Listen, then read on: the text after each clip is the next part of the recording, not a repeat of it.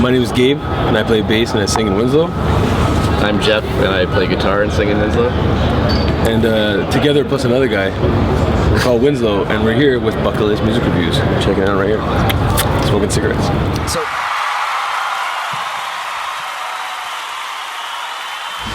Pretty girl, she's a punk rocker, and she with no taste, no one can stop her. Says it all and just waste a day. A little shy, but never less okay. I guess it's all the same. No looks, no shame. I guess that's her. So you guys recently reformed, I guess? You started the whole like tour circuit and shit again? Well, we played for my birthday last year, which is the 10-year anniversary of Winslow. Not my actual day of birth, but the year of 2016 was actual 10-year anniversary of Winslow. And for my birthday, Ryan, our drummer, hit me up. He's like, would you want to book these Fast Times? Like, it's a new project with Jeff and I, these two dudes. I'm like, cool, let's do it. And then, because I booked at the Smiling Buddha in Toronto, and then Ryan, like 20 minutes later, was like, do you want to do like a Winslow set? I was like, fuck yeah, let's do a Winslow set. That'd be fun, like why not? Like it would be a nice thing for my birthday. And it was a great show, it was a lot of fun. And we had a really cool response, like physically, but the online response was pretty sweet too, because I posted pictures, we all did. And Guillaume from Pouzza was like, Pouzza 2017. And I hit him up, I'm like, I'm holding you accountable. I'm like, we'd be super down. And yeah, and it just kind of felt like that. We were pretty busy with a lot of stuff, so I don't know if we might play another show in the future, who knows? But I mean, right now it's just to have fun with Pouzza. We always like Pouzza. So is it your favorite festival you've ever done? Is it the worst festival you've ever done? Okay, well, we played a couple. Yeah. We played Warped Tour. Not the whole festival, we just played the Montreal stage, Montreal date, but we played the Kevin Says stage. That was fun. That was legit. Like that was really like they're not they'll be sticklers if they have to. Like they're like 9 a.m. load in, do this, that, and like we went above our set like by a minute, and like I remember they cut the bass. Like I remember that.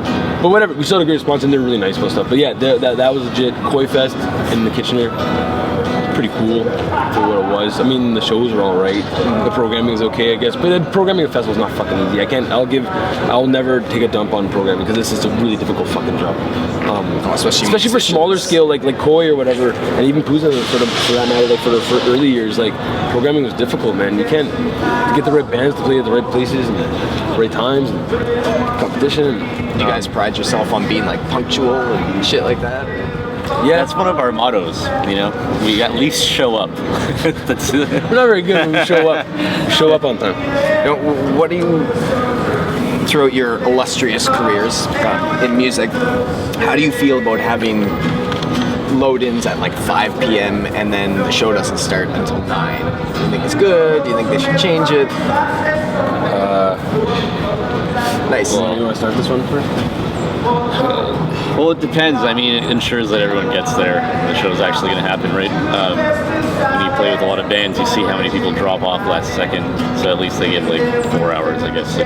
Maybe find somebody else. I don't know. Well, there's shit like that, but like because I'm the booking manager at the Bovine, and I put on shows at and I book at Smiling Buddha, and we set our load-in times according to like when staff is there, and on top of it, at the Bovine especially, it's a structured 7 p.m. load-in, 8 p.m. soundcheck, 9 p.m. doors, just so because it's still very much a bar, but it functions like as a simultaneous like concert hall at the same time. So it's like we have to the bar opens at 9, so all that shit has to be done before 9. So if bands are really, really fast and tight and they share gear, they all show up at 8 o'clock and the sound check's done by like 8:52 and then fucking gravy, right? But I mean, it just depends. So yeah, 5 p.m. load-ins are ridiculous. It just depends the venue. I had a band a few weeks ago, I played the Bovine, and they're like, we're really sorry, but we had to leave right after the set. I'm like, look, it's okay. So I'm like, where are you playing? They're like, Shawinigan. I'm like, why? I'm like, Shawinigan's 2 hours, 3 hours from Montreal, but it's like Montreal's well sit. I'm like, why? Like, I get it, it's a far drive, but like, why? It's like our load-ins at 2 in the afternoon. Which blew my mind. But it was at Trou de Diable, like I guess the brewery where they make the beer. So maybe they have a special load-in time because their event planning is different. I mean, it's always subjective. I don't know. We just did it. If we were told to go at that time, we'll do it. Or one of us would. That was one thing too. Because we all more or less had cars and lived in the city. So it's like there'll be times that Jeff's like, I finish work at like 7, so I can't be there for 5 o'clock loading. But I'll be like, okay, I'm done at 3. I'll bring your shit, just whatever, show up as soon as you can, and we'll work it out.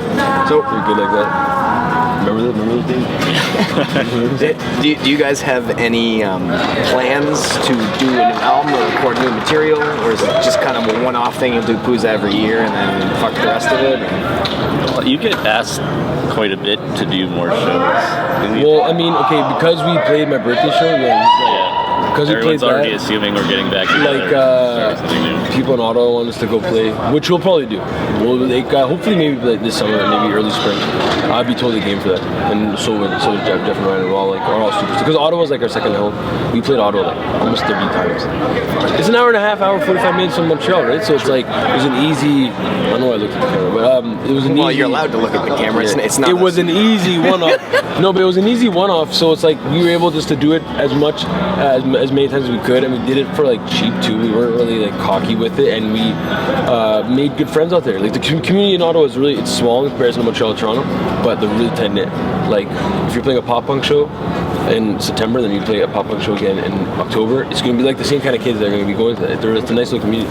So I don't know. We end up becoming a part of that. Where when like our farewell shows, and you can probably attest to this too. Like the Montreal show was a fun party. It was great. It was at this weird little venue in the Upper Plateau. It doesn't exist anymore. We just did it because it was like the license all did, and it was hot. And it was a good party. But the Ottawa show was kids were like singing the words, crowd surfing, grabbing the mic. I crowd surfed to my bass, and then when we were done, people left. Like maybe like 15, 20 people left, which was like. I mean, it's flattering. I don't say it's encouraging because we're throwing it. It was like, it was our farewell show. I was like, okay, but like it was flattering. So that, probably Ottawa recording on it. What's the weirdest interaction you've ever had with a fan? Oh man. Okay. Hold your breath. Okay, so where were we? Anyway, we were out west somewhere. Remember that girl that baked us cookies? Oh, in Saskatchewan? Yes, Saskatchewan. Oh man, okay, yeah. Okay, I think she was autistic or something. It was a really nice girl. Okay, we met her the first time we were coming through on the way back, but the first time I said, what the hell, you didn't make us any cookies. Oh, you yeah. made this other band cookies. And I got really mad at her, but I was just joking, obviously. And she like took it to heart. We come back, she's like, hey, Jeff, I made you cookies! Yeah, I remember that, yeah. And I drew you a big picture! And she gave Yeah. this huge picture. That was in Saskatoon. Oh, man. That was in No, it was Regina. But her Somewhere in pants were Saskatchewan. really low, and like, I kind of saw her vagina a bit. Did you? I don't know.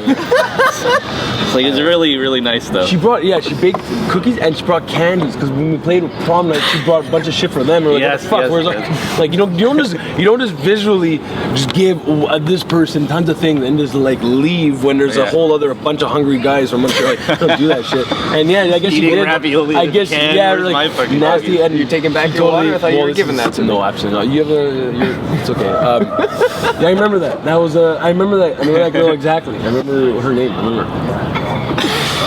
That was funny. Yeah, that was in Saskatchewan. I can't remember. I think it was in Regina. Regina, yes. It was Yeah, because we played at the club. Yeah. The club. There's a venue called the Club. Club. It's like a. Nice original. I don't want to say like a complex, but there's like different rooms in this one particular building, and the venue was called the Exchange, and the smaller scale room was called the Club. It was a cool venue. We played pretty cool shows there. We weren't like tremendous, but they're like fun. Kids were really rad, and like we bought merch and we got paid, and like we made friends, and like people had a really good like experience. That was probably one of the weirdest. There's probably more. Some might be not really appropriate, but some. There's oh man, you know what sucks? We're gonna complete this, and then him and I are gonna walk away and then I'm gonna be like, oh, remember that time that guy put his he put his toe on my eye and like you know what I mean? Like you know what I mean? There's always Big toe or little toe? oh man, there's Thick toe. There's one time with hitchhikers. There was like hitchhikers and like they're like, could you come with you guys? And we're going to Matan and we're like, oh, sorry, we can't. We totally could have. We just didn't want to. It was like that's nasty. And then they end up going to the show because we didn't know who they were. No idea. This random like riffraffs like hitchhikers. And then we go to the show and they were there at the show up front. And I was like, oh my god. Wow, I felt so bad, but they were fucked up that night. I remember you should be happy you avoided that because if they were coming to see you, then... No, but they weren't coming to see us. They're there to see Aberrato. We played a random show with Aberrato. Oh shit, nice. in Matan, and we played with Guillaume from Pouzza's old band, the Filthy Streakers. Remember that? Yeah. The little drummer, he's like 12 or 13 years old. But yeah, those Hitchhikers. And Guillaume's playing at 6 tonight. Yeah, he's playing at the music. We will finish this interview so we can go see him. So I have one last question for you. Yeah. That's it. You know more? I was expecting. I'm just kidding. I'm just kidding. Joking. I'm just fucking winging this, man. I don't have anything written down. It's alright. It's okay. Editing that out.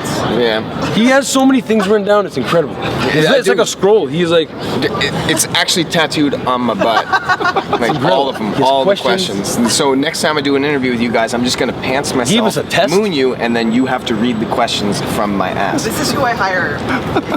So anyway, He's doing a great job. It's personable. I feel. if you had a bucket list for your band, any band that you're in, what would be at the top of said bucket list?